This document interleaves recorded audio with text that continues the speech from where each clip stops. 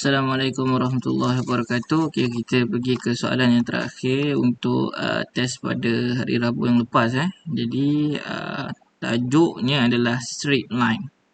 Okay, so rajah 3 menunjukkan garis lurus ST dan juga PQ.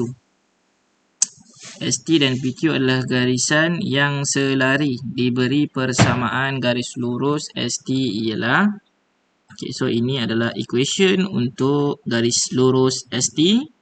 Dia dah bagi. Kemudian clue yang dia bagi lagi adalah ST dan juga PQ adalah garisan selari. Okey, apa maksud dia? Apa maklumat yang dia nak bagi daripada ayat tu? Okey, maksudnya apabila dua garisan tersebut selari, dia punya kecerunan ataupun dia punya gradient, yang kita panggil gradient, adalah sama.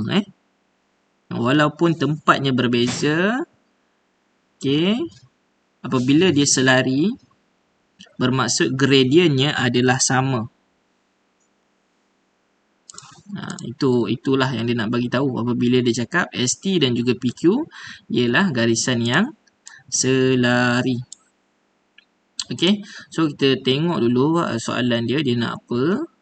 Okey, soalan pertama, carikan persamaan garis lurus PQ. Okey, so dia suruh cari equation of straight line PQ. Dia suruh cari equation of straight line. Ingat, apabila kita bermain dengan garisan lurus sahaja, kita kena ingat Y sama dengan MX tambah C. Okey, ini adalah equation of straight line. Tapi bukan ini yang dia nak. Okey, bentuknya seperti ini, cumanya kamu perlu cari nilai untuk M dan juga C. Di mana C ni adalah dia punya y-intercept dan M ni adalah dia punya gradient. Okey, pastikan bentuk macam ni baru kita boleh kenal pasti dia punya y-intercept dan juga gradient. Okey, so kita refer kepada equation ST tadi. Kenapa kita nak refer kepada equation ST? Sebab dia dah bagi clue. ST dan PQ ni mempunyai gradient yang sama. Jadi kita menggunakan equation ST untuk cari apakah gradient untuk ST dan juga PQ. Right? So ini, kalau kamu tengok, ini belum berada di dalam bentuk Y sama dengan MX tambah C. Sebab apa? Sebab masih ada nombor 2 di hadapan ni. Dia mesti Y seorang diri sahaja. Baru betul. Jadi 2 ni kita perlu pindahkan ke sebelah kanan. Jadi dia akan jadi Y sama dengan 8X bahagi 2 tambah 3 bahagi 2. Ingat apabila dia pindah, asalnya darab, kemudian dia pindah jadi bahagi, mesti dibahagikan ke dua-dua ataupun ke semua nilai yang berada di sebelah kanan. So, kita dah dapat Y sama dengan 8 bahagi 2 dapat 4X. Okey, 3 bahagi 2 kita kekalkan. Right, so sekarang kita dah dapat untuk equation ST ni, dia punya gradient adalah 4. Ingat ni, di sebelah X ni adalah dia punya gradient. So, kita dah dapat gradientnya adalah 4. Jadi, kita dah tahu juga untuk equation PQ ni. Okay, untuk equation PQ, dia punya equation sekarang adalah Y sama dengan, okay, equation dia adalah Y sama dengan 4X tambah C. Okay, C-nya tidak sama. Apabila dia selari, gradientnya sahaja yang sama. So, gradient sahaja yang kita boleh gunakan. Sekarang, dia punya y-intercept kita masih belum tahu. Okay, C dia masih belum tahu. Okay, so biarkan dulu macam ni rupa dia.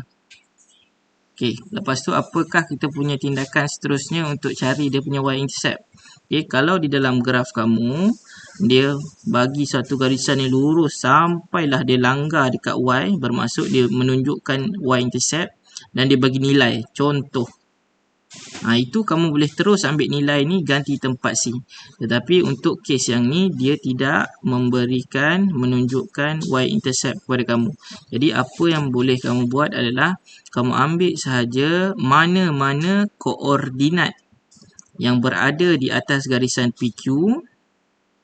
Okey, ambil je mana-mana koordinat yang ada di atas garisan PQ, ganti masuk ke dalam equation di mana Q ni koordinatnya X sama dengan 6, Y sama dengan 4. Jadi gantikan Y sama dengan 4 dan X nya sama dengan 6 tambah C. Okey. Seterusnya 4 darab 6 kita akan dapat 24. So 4 sama dengan 24 tambah C. Okey, disebabkan kita nak C, kita tinggalkan C seorang-seorang, pindahkan 24, kita akan dapat 4 tolak 24 sama dengan C. 4 tolak 24 kita dapat negatif 20 sama dengan C. Jadi C sama dengan negatif 20. Adakah ini jawapan terakhir kita? Tengok balik soalan nak apa. Dia nak equation of straight line. Bermaksud mesti di dalam bentuk Y sama dengan MX tambah C. Okay. M tadi kita dah tahu gradientnya adalah 4. Dan C pun kita dah tahu adalah negatif 20. So, masukkan ganti tempat C negatif 20. Right, so sekarang kita dah dapat equation of straight line untuk garisan PQ iaitu Y sama dengan 4X tolak 20. Ini jawapan terakhir kamu untuk soalan A. Okay. Seterusnya, okay, B pula. Pintasan X bagi garis lurus PQ. Okay, pintasan X. Ingat, apabila pintasan X bermaksud nilai apabila garisan tersebut bersilang dengan X-axis. Dekat mana? Dekat sini lah. Garisan tersebut bersilang dengan X-axis. Inilah dia pintasan X ataupun X-intercept. Inilah dia. Okay. So, kita dah ada equation untuk PQ tadi. Y sama dengan 4X tolak 20. So, dia nak pula X-intercept. Ingat, apabila berada di X-intercept, bermaksud Y sama dengan 0. Okay. So, untuk cari nilai X-interceptnya, kita gantikan saja Y ni dengan 0. 0 sama dengan 4X tolak 20. Okay, so pindahkan dulu negatif 20 ni. Kita akan dapat 20 sama dengan 4X. Kemudian disebabkan kita nak X, kita tinggalkan X seorang-seorang. Pindahkan 4. Dia akan jadi 20 bagi 4 sama dengan X. So 20 bagi 4 kita akan dapat X sama dengan 5. Okay. So ini adalah X-intercept untuk garisan lurus PQ. Okay, so itulah jawapan terakhir untuk soalan B. Okay, selesailah sudah semua soalan untuk test pada hari Rabu yang lepas. Jadi, pesanan penaja tolong study, faham and hafalkan. Study, faham dan hafal.